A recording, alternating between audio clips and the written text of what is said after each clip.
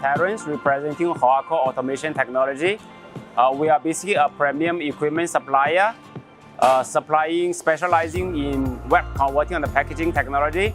The equipment that is behind me, we have brought on site actually can be used to manufacture many products in the field of electronics, medical, labeling, and printing.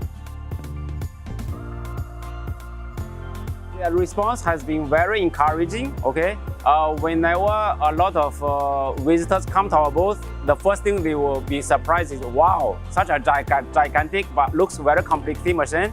So they are very interested to explore. By bringing this machine equipment really on site, it helps a lot to give visitors the hands-on experience to see how actually modern manufacturing has been transformed, has been helping the medical technology to produce better quality products with a high throughput and performance. And we have seen a lot of even doctors, nurses, they have been using many of our products like what I'm holding now. One is grounding pads, one is dressings. They may be dealing with these end products every day, but this is the first time to them that they have seen how the product was being manufactured. And we have many people querying us. They ask us the question, are you a supplier or equipment manufacturer? They are actually looking for suppliers, but after talking to us, they all wanted to go back to their own country and set up the factory around themselves.